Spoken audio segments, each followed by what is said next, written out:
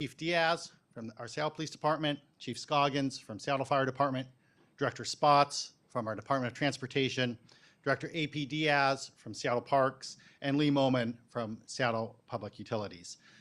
We're going to be sharing some information and answering questions today related to the city's preparation for Major League Baseball All-Star Week. I'd like to start by just saying how incredibly excited we are to be hosting All-Star Week. Many of you know it's been 22 years since the last All-Star Game here, and before that it had been 22 years before our first All-Star Game. So this is literally a once-in-a-generation opportunity we get in the city to highlight all that is great about Seattle on both national and the world stage. We have been working for nearly 2 years, collaborating with the Seattle Sports Commission, the Mariners, Major League Baseball, T-Mobile Park, Lumen Field, and many others to ensure that our residents and visitors have a safe and enjoyable experience throughout All-Star Week, both at events and while just exploring our city. We've been meticulously planning the operational supports needed to execute these major special events, ensuring dollars generated benefit our local economy, and making sure that we have legacy investments that will benefit our communities for many years to come. I'm very proud of how our city leaders and departments have worked together and tirelessly with our partners associated with the All-Star Game to make sure that this will be an enjoyable and safe event for everyone. This is truly One Seattle in action.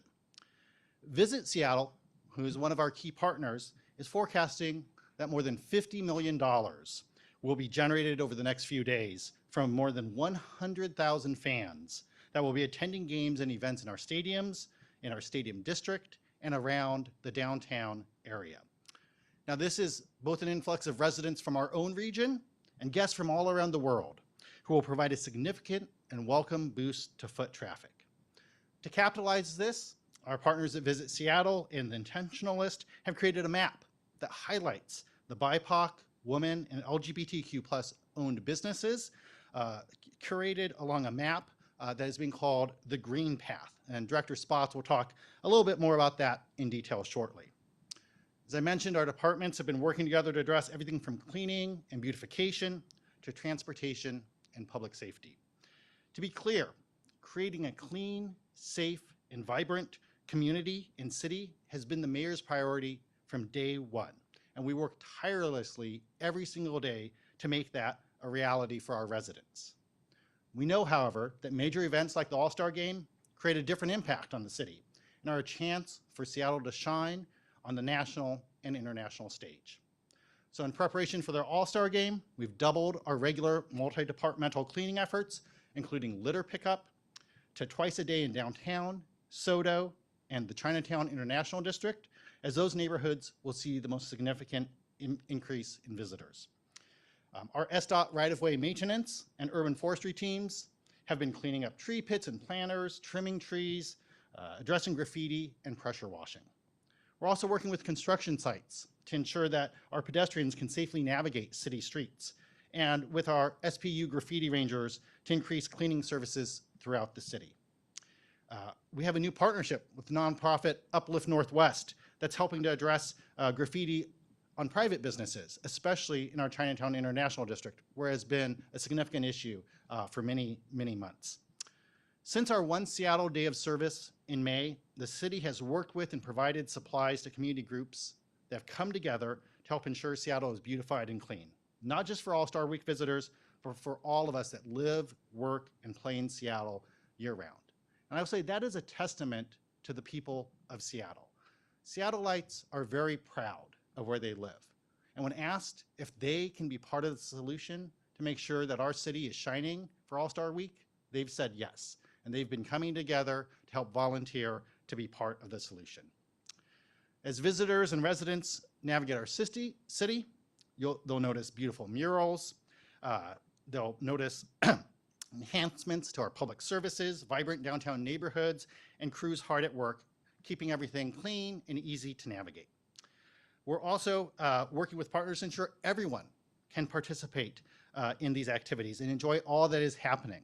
There's a lot of stuff going on for All-Star Week. It is a chock-full calendar of events, both official and ones that we've been working with the community to put on. And those are events not only ticketed, but also free.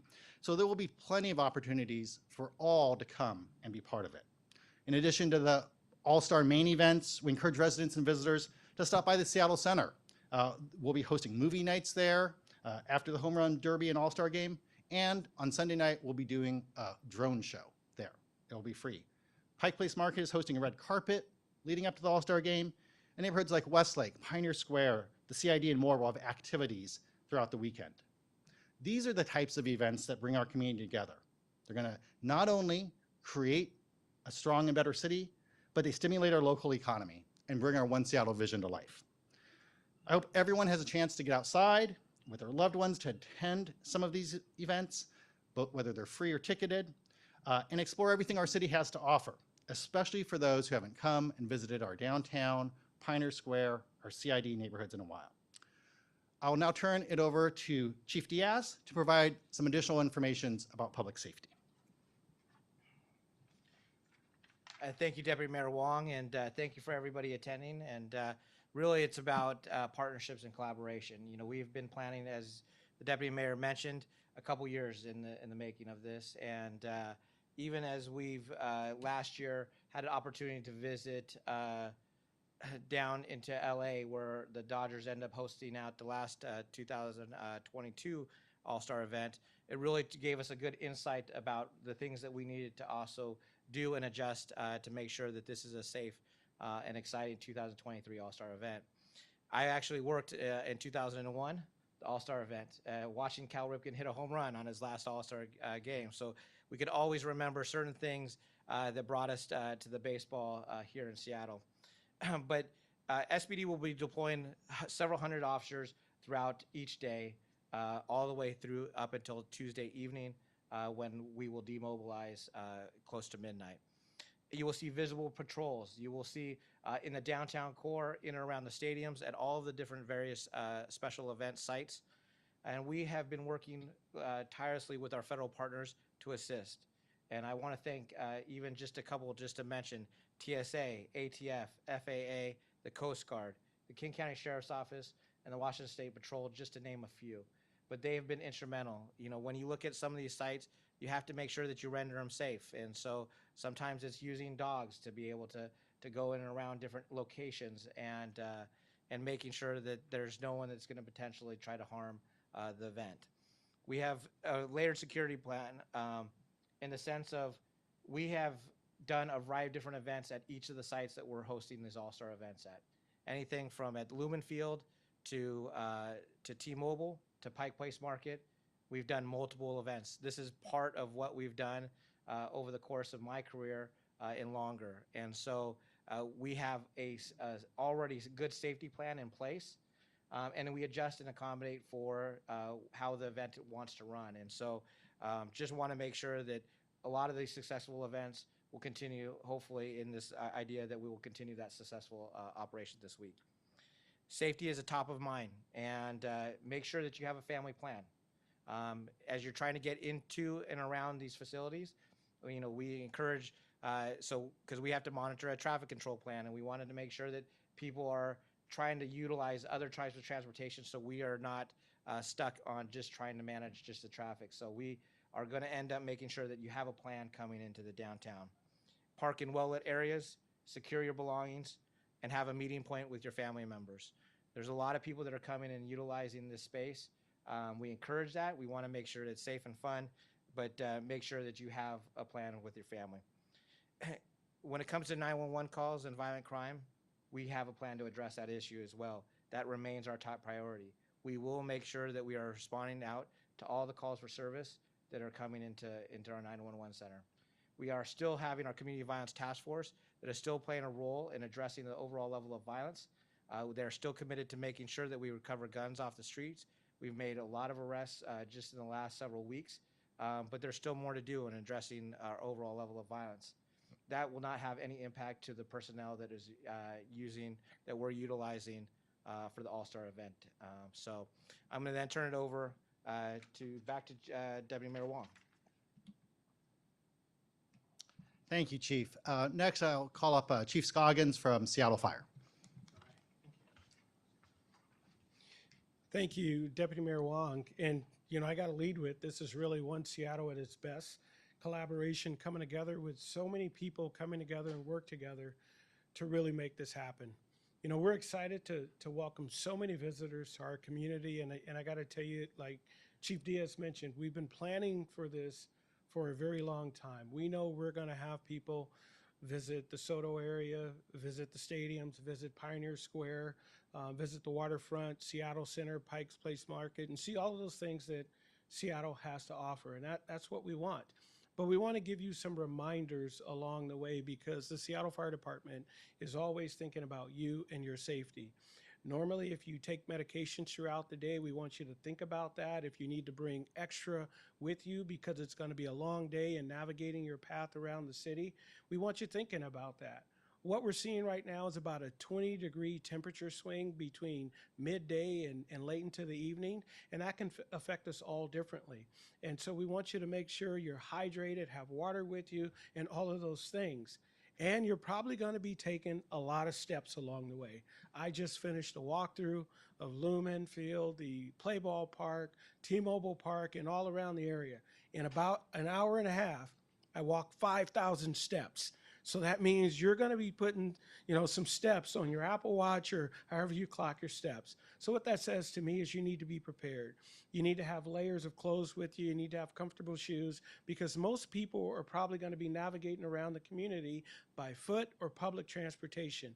And if you're not used to walking 5, 6, 7,000 steps, well, you need to think about that. Along the way, know where you're going. Look for shade spots to take a break. Look for restaurants to stop and relax for a little bit. You don't have to do it all right now. That's important. And as for the event planning, here's what I want you to know. Your Seattle Fire Department, we have been preparing a very long time to make sure, as Deputy Mayor Wong mentioned, those who live here, work here, and visit here are prepared.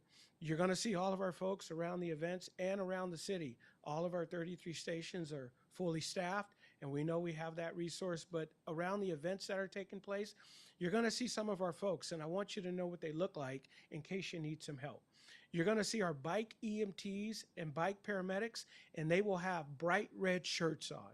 So if you need some help from any of our SFD folks, you're going to see them in those bright red shirts on red bikes, and they're going to have all the necessary EMT equipment. You're going to see our paramedics in the space, and those paramedics are going to have white shirts or white smocks on. So they're going to be around Lumen. They're going to be around T-Mobile. They're going to be down at Pikes Place Market. They're going to be all around the events. So if you need any help from those folks, you know who to look for during that period of time. And our firefighters, you're going to see them out there also. They're going to have blue shirts on or black shirts on, similar to the uniform that I am wearing today. And they're all there to help you and meet all the needs. We're going to have resources on site. Matter of fact, they're already on site, and I just had the walk around of all the facilities. We're ready to go with EMS and fire and rescue and command and control. And we just want the community to know that we're prepared to serve in any capacity that we're needed over the next several days. I'll turn it back over to Deputy Mayor Wong. Thank you. Thank you, Chief. And I love hearing about the number of steps walked. Certainly, we're encouraging people to walk, bike, take public transit to make sure that we're having a good flow to the games. With that, I will now ask Director Greg Spots from our Department of Transportation to come to the podium.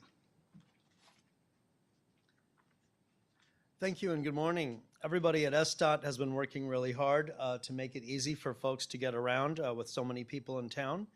And we've been preparing for a long time to be ready. We've made improvements large and small to get ready. We repaved Occidental Avenue, which is the main north-south street accessing the stadiums, and also repaved Royal Brougham. We freshened up about 100 crosswalks, replaced street signs, and fixed all kinds of minor repairs to landscaping and potholes and other things. The best way to get around across the weekend and Monday, Tuesday is walking, biking, scooter, or transit. Monday and Tuesday, transit is free. It's very exciting. The major transit is free across all of King County. That's the bus system, the light rail, and the 2 streetcars that are operated by SDOT. we have marked some routes to get to and from the stadiums. There's a walking route that's a green trail. It has little green arrows, just they're like almost like stickers on the sidewalk, and that'll take you across Pine and down First Avenue, or from the waterfront down Alaska Way. So you can look out for those. If you're biking, there's a wonderful protected bike lane all the way along Second Avenue. That's a great amenity. And there's also new bike lane along Alaska Way down the waterfront. And those are your best bike routes. I'm very happy to say that Cascade Bike Club is offering bike parking at the stadiums, which is a nice, safe way to keep your bike, or you can use bike share or scooter share and choose a different mode on the way out. There's also a new rideshare parking area near the stadiums, so that if you want to take rideshare home after an event, there'll be an area, a very well-organized area where you can do that. I would advise everyone in Seattle to think about alternatives to the car, especially Monday and Tuesday at the peak busyness, and so that free transit can also help folks who may just want to avoid congestion in general during the events. We are staffing our Transportation Operations Center 24/7, monitoring all the routes. People who do choose to drive should be aware that there are some street closures that might be different than what you're used to on a typical day. But again, walking, biking, and using transit are the best ways to get around, and transit's free Monday, Tuesday. Thank you, Dr. Spots. I also want to make sure before we get to questions, as I mentioned, there's a lot of events. There's this green path. Anyone who's interested in finding kind of a comprehensive list of what's going on, visit Seattle's website, visitseattle.org, has a whole page dedicated to the All-Star Game that lists both the official events and community events, has links to things like the green path. So anyone who would like to take a look and see what events they'd like to go to, we encourage them to visit that site or the Major League Baseball website to learn more. And I'll bring Chris up to moderate Q&A now. You now have a few minutes to do some questions and answers with the speakers. I saw your hand. Is there any media pass for the media, especially media here? Media pass? Yeah. So for media credentials, you'll need to go through MLB directly, and on their website has their whole process for getting approved for different media credentials for the events.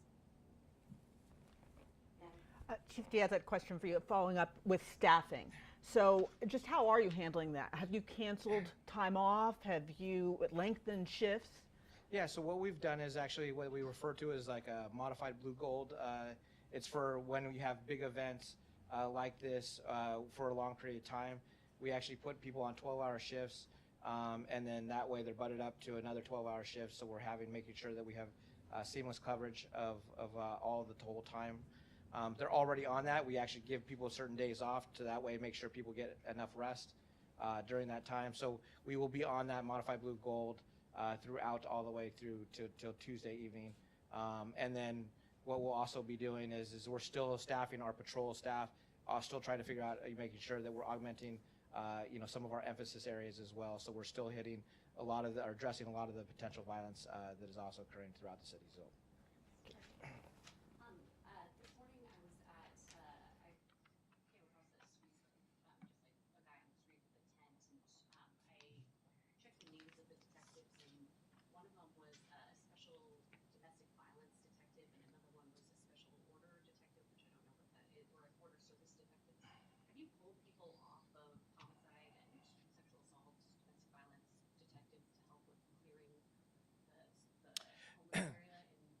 So our typical art team, our alternative response team that does work with the unified care team, which is a lot of the homeless work, is actually off today because of the blue gold modification.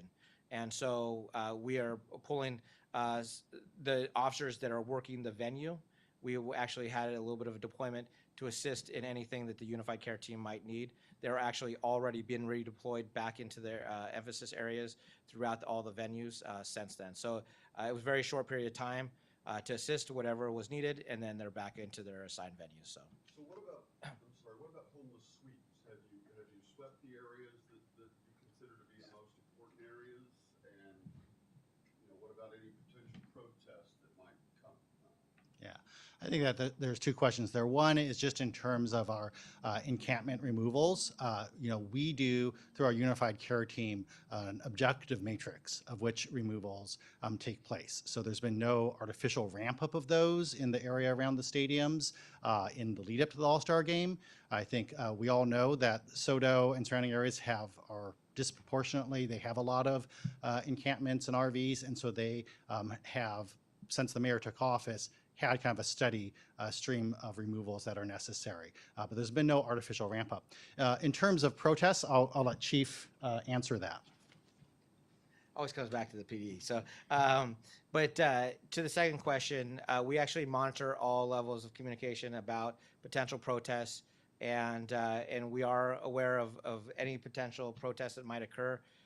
We have contingency plans set up. Should something arrive, do we want to help facilitate First Amendment speech? We also have to make sure that we don't have people violating law and that kind of stuff. So we do have plans in place should something come up. So have you been alerted to the fact that there are planned protests?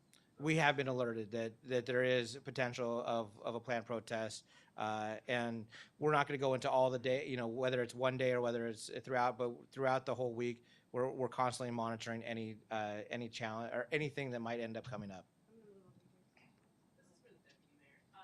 Driving around this morning in some of those problem areas, specifically right around Third and Pike, it does look somewhat cleaner. So are there efforts to maintain that beyond All-Star Week? Is there a budget for it to continue that effort? Yeah, as I mentioned before, making sure that our city is clean and vibrant for all of its residents has been something we've been doing since day one of the mayor's administration.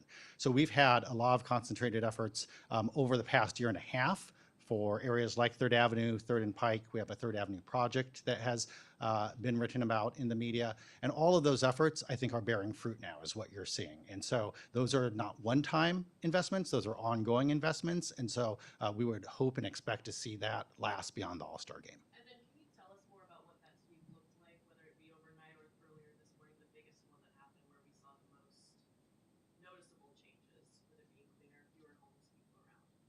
I'm not sure exactly which cleanup you're referring to. Third Avenue or? Yes. Okay, I'm not sure the specifics of that one. But again, anything that we do is consistent with our normal operating practice of the unified care team. So they, for anything that is going to be encampment removal like that, there's notice given, there's outreach given. The goal is to make sure that we're getting folks the services and the housing they need. And that's something we've been doing for a year and a half, and it's what we're going to continue doing. Yeah, it's for Chief Diaz. How many officers are going to be there every night, and then does that present like an increase compared to like how many people normally attend the Mariners games? And can you also share your department's communication with the FBI? Yeah, so we actually we're staffing this 24/7. So typically, if it's just a one-day event, we would staff it sometimes leading up to the event, and then up to the close of the event, and what we refer to as a demobilization plan that usually occurs after the event. But since this is over several days, a lot of the sites still have to maintain security, that we will continue to have that security overnight. Obviously, less staff that happens in the evening hours, but we will still have that monitored. We work with the federal partners on that as well. So when it comes to working with the FBI and a variety of the different federal agencies, that has been an ongoing basis for a lot of special events, especially when we've got a lot of fans coming in. That is something that's just normal routine. So our communication is, we're monitoring any potential issues that people might want to disrupt it. Not just protests, but other levels of disruption. And so we work with them on just kind of being able to see if there's anything that we can identify to address those issues before they become issues. But right now, that's a pretty normal process for events like this. And as we get into the future of this, we've got the NHL Classic later on this coming up year at the very beginning of the next year. We have World Cup. So we're actually working currently, not just this event, but we have other agencies that are actually coming in and checking out how we're running it, because they're going to be planning their events for next year or for the future to come. So we're constantly trying to make sure that we pull everything, all the resources that we can into the events like this. Can we go to the back?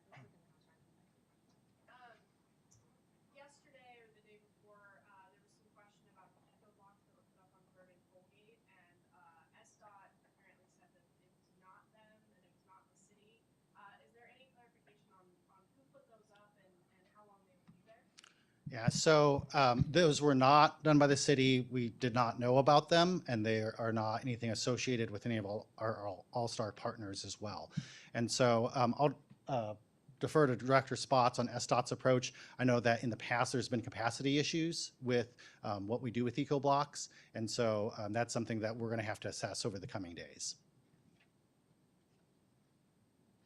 Sure, yeah, just in terms of removing them, this is a prime construction season for us, and our crews are focused on building safety improvements and mobility improvements. So it'd be unlikely we'd take people off just to move eco blocks around.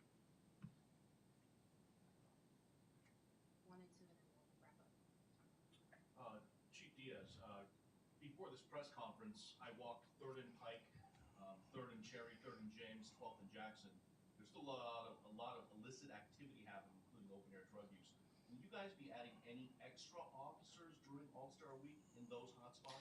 Yeah, so as we've already mentioned, we did have a group of officers that were working the events. We briefly pulled them off just to make sure we supported the UCT team, and then we're back on to those areas. And so we are going to make sure that there's officers in the CID down into the 3rd and Pine, and we also want to make sure that people have access from the hotel districts into the actual stadium district, and that there's a safe path for that. And so we'll have officers around that around those locations. So that will be throughout the week. There obviously will ramp up more into Monday and Tuesday because those are bigger events with larger scales of population. So we're looking at anywhere from 60 to 80,000 people in on Monday and Tuesday because you've got the home run derby as well as the game, and so we'll probably have a lot. I know we will have a lot more staff during those days rather than some of these other days, but we still have events going. Even in the late evening hours, though? Into the late evening hours as well. Last question. Are you enforcing the no public use law at this time? Or what's going on with that? No, so that is actually something that we're working with the mayor's office, and as we've actually done a couple press conferences ago, the fentanyl work group that is actually working on putting forth a comprehensive legislation package that is still in the works right now. Hopefully soon we'll be able to produce something with city council for them to vote. So right now we do not have ability on drug usage law, but that is something that we're currently working towards right now. There was a major incident earlier this week, though, or not major incident. There was an incident earlier this week where a man was stopped on near 3rd and Pike for Pine Bench for using fentanyl, and then he resisted and got charged with an assault of an officer. I mean, what happens if an officer does see someone using fentanyl at this time? I'm not familiar with the exact incident, but right now there's intent to deliver. There's deliver. There also could be other violations. It could be also part of operations that we're currently running in around addressing fentanyl issues. So there might be other crimes that we might be contacting people for, and then subsequent from those other crimes end up finding ourselves in arrest and potentially levels of use of force, and all that gets vetted out through a comprehensive process. So for all-star events and regarding all-star events, yes, we actually are working in conjunction with the jail that for all-star things that they would allow us to have the ability to book. But again, it's a very, very small narrow of things that are related to those events. We're going to have to end here. So thank you guys so much for coming. I appreciate your time. Have a good All-Star weekend.